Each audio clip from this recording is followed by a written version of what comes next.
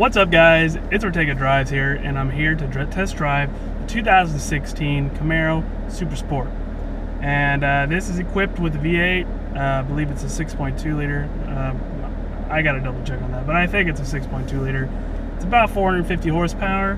This particular model is equipped with the automatic. But they do make a 6-speed. This is an 8-speed automatic, and from everything I've heard, I mean, this thing in a straight line is probably faster than the 6-speed is, and it's a lot more comfortable to drive. So this particular car has it's pretty much done up all the way. It's got the ground effects package. This particular one goes for about $50,000, and I believe the sticker is $51,960 as the way it's equipped. It's got the leather seats in it. It's got perforated leather. It's got the magnetic ride control. It's got the sport package. It's got the Brembos. Everything you could possibly want on this car, it has it. So let's go on a test drive. I mean, so the first thing is this has selectable drive modes, and I was kind of playing with them earlier. And one of the first ones they have 4 drive modes. The first one is Tour, Sport, Track, and Snow and Ice. I drove around the Touring and the Sport, and the steering is a little easier to move the steering wheel. The ride is much smoother, so any of the bumps and stuff, you barely even feel them. But I kind of like track mode. You could tell the exhaust might get a little louder, the steering input gets a little harder and firmer, and the suspension is much more aggressive. So let's see how it goes. So we're gonna go ahead and put it in drive, and let's go. So as I said before, the steering is pretty heavy, but it feels almost like it's an electric rack, but it almost feels like a hydraulic rack, and it's really tame right off the bat. You can use the paddles, and as long as you're in track mode, you can shift anytime, and right now it's just cruising in 7th, just going along.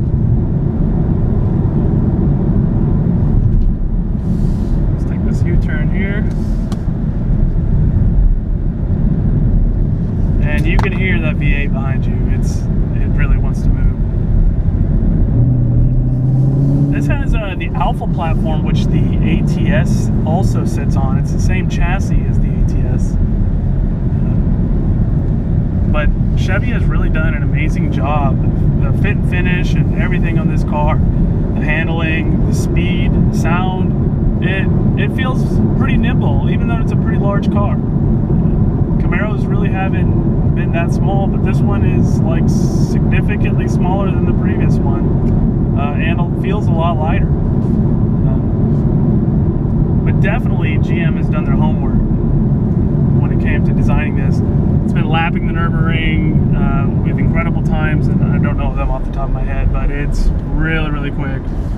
In fact, I just saw another article yesterday that the 1LE that'll soon come out, that hopefully I'll get to test drive, has the V6 version, which is 335 horsepower, was like half a second slower than the Hellcat around a road course, which is just unbelievable considering the Hellcat has 700 horsepower, 707, whatever it is, horsepower.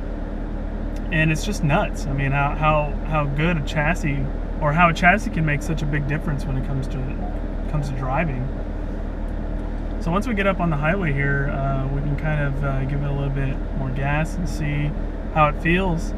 But it's got a digital dash, which is pretty amazing. It's got essentially any kind of gauge that you would want, maybe except for maybe some of the super high performance gauges. But right now it's got like a G meter. It tells you mile per hour, or the speed limit that you're currently in right now.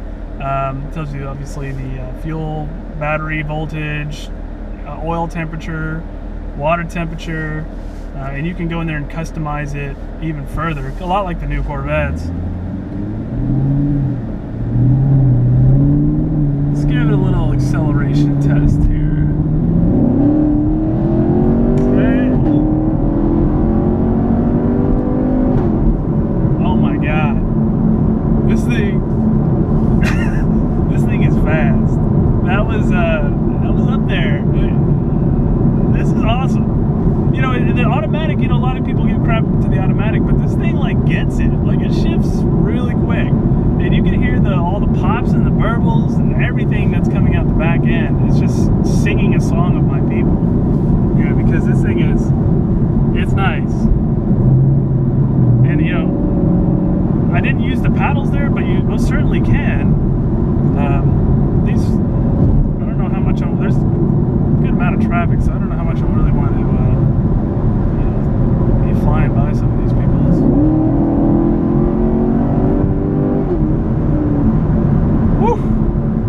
Oh yeah. Oh man. That was pretty quick. You know, and the thing is it is a lot of raw power. It's a lot. And you know, it's not like, you know, some aftermarket boosted LS or something like that. It's factory fast. And it feels like it. It feels like it really gets you in the pants. Like you're not gonna get bored of this. Well, I'd say that. Most people, 95% of the people probably won't get bored of this kind of power.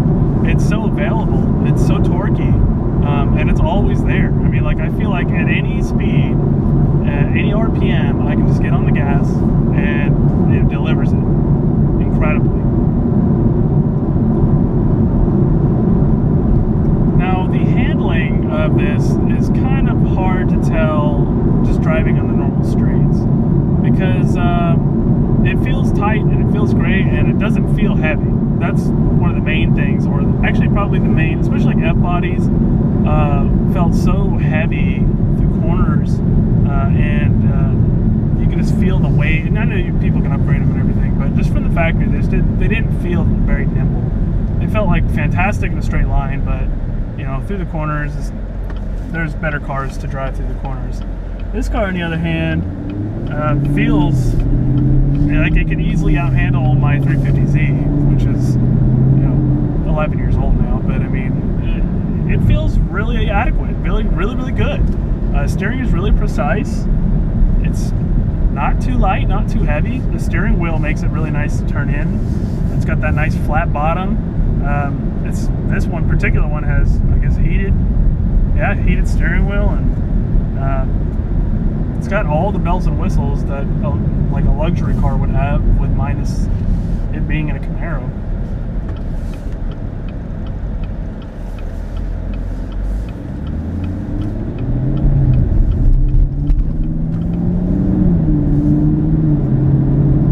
And this thing looks so menacing.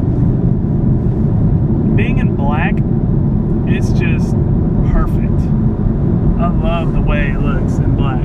It just looks like just like how a muscle car should, I guess. There's a nice Lexus IS in front of us. But the black is, I think personally, if I were to buy one, I think the black is where it's at. The red's pretty nice too, but I just like that dark anti-hero look that this car has. It's got like those LED strips at the front. Got the quad exhaust, and I know you can do an option for a optional dual stage exhaust, which makes it even more loud, more angry. But overall, this thing is pretty nice. You know, I've been like a Japanese car fan, or you know, kind of more of I guess the rice burner crowd or whatever. But you know, as I get a little older, I really start liking some of the American cars, and especially American V8s, the way they sound, the way they feel, and the new ones, how they look. I mean, the designs of them is just something. They just look futuristic. They look good. They meet to a lot of people's tastes, and they definitely turn heads. I mean, I was just driving down the street, and people are pointing, and a few people even took a picture. And these aren't even that rare. It's not like a super rare car or anything. It's just a Camaro. But people love them. I love them. My dad had a last body style. I guess that's a 5th gen, and it was really nice when it first, you know, when it first came out. Before he started seeing them all the time, he got, I think, a first year one in orange, and it really stood out. And they kind of made that little slight change with the hood scoop, and I guess it has like the vents and stuff in the hood. And then when they changed to this, it was still very you're used to seeing it, it's familiar, but at the same time, it looks way more aggressive, and it feels nice. I will say probably the bad part is the visibility. A lot of people have said that. I know I've seen a lot of YouTube videos stating that the visibility is poor. It's not really great in my Z either, so I'm kind of used to having poor visibility. But if you stepped out of like an economy car or anything else, you'll definitely feel like the visibility is not that good. These high doors make for poor visibility, but they look awesome outside. And you can see this huge swooping hood line, and the fenders, they kind of stick up, reminiscent of like old C5s. How when you look over the hood, you can see those big shoulders sweeping over. And while the visibility is not the best, GM has included indicators showing when people are next to you in the mirrors. So, you know, I guess if you are worried about somebody next to you, you can either accelerate as hard as possible or just check your mirrors here. But overall, I'm in track mode still, and the highway is smooth. It feels really, really good. Let's see what it feels like in sport mode. Well, I guess I don't feel anything immediately. You can tell the gearing has changed slightly, and the steering, I can't tell on the highway if it's any softer or not. Okay, let's try touring. Okay, well, touring definitely feels different. It feels like it's softened quite a bit. The steering has definitely softened. The exhaust note has gotten a little quieter, and the suspension feels much softer. It's really a nice feeling. So you could cruise in this car. You don't have to feel like you can beat yourself up, because a lot of guys that go out there want a Corvette, but they really don't know what comes with a Corvette, even if it's like they just want to chill and not really have a harsh ride or anything. This is really comfortable. I mean, it doesn't feel like a muscle car until you put it in race mode or you get on it. But generally, if you're just cruising down the highway, having 8 gears really makes it pretty nice. Try something else here. What's kind of cool too is it has this color changing system that changes the interior lights depending on what color you like, or you can have it kind of go through all the colors. Or another cool thing is, depending on what driving mode you're in, it even changes to that. So I guess the modes it has like right now it's blue, but I'm guessing when you get on it more or something, it changes into a red. It's got the miling. This car has the miling system, which is pretty intuitive. It's got weather, it's got applications. It's really, really good. It's quick. It doesn't feel like some of the older ones from a few years ago that felt like laggy every time you pushed them, or they didn't feel right. This one has, it feels really nice. It's got a really nice display. It's very deep black, so it looks like a phone display. I mean, it doesn't look like you see any of the pixels or anything breaking up on it. But overall, this car is really entertaining. I could definitely see myself driving one of these if I had the money, but I don't know, 50 grand is a lot of money. There's a lot of great selection of cars, but this is definitely not a bad choice by any means. It feels like a very expensive car. It doesn't feel cheap. It doesn't feel like a $20,000 car or anything.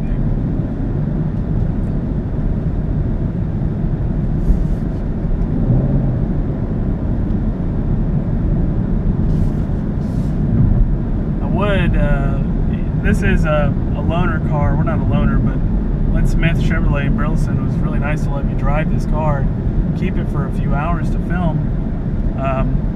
It would be really nice to take something like this through some roads outside of city driving that you can really open it up. But again, this particular car has like 15 miles on it. This is like a brand new car. Nobody's ever sat in this thing, and probably just to park it. But and it's got the Bose system. This one has really nice materials. This is stainless steel shifter, leather wrapped, These rings on the AC unit are pretty intuitive. They can drop the temperature just by spinning the rings, or you have a little dial to give you less or more air on here. Really, really nicely designed. All the buttons, I appreciate just the normal press buttons and not everything having to be a touch screen. I think that's a nice touch.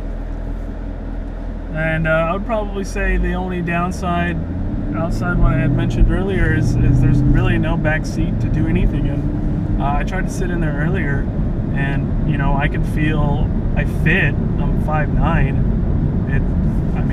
I fit, but I don't think I would want to ride more than like 2 minutes in back there. I guess for children it'd be okay, but I definitely wouldn't. My head touched the ceiling, so if you were any taller than 5'9", there's no way you could fit in there.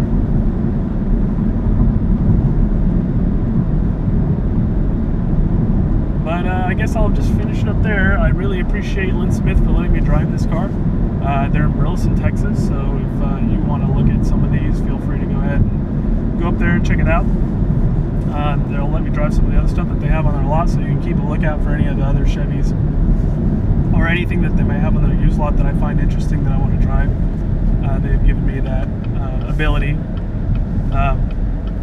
But until next time, guys, I really appreciate all the feedback. You know, if you enjoyed it, like it, subscribe if you want. I'm not going to ask you, or beg you or anything, but you know, I'll just keep making these and see if you guys enjoy them. And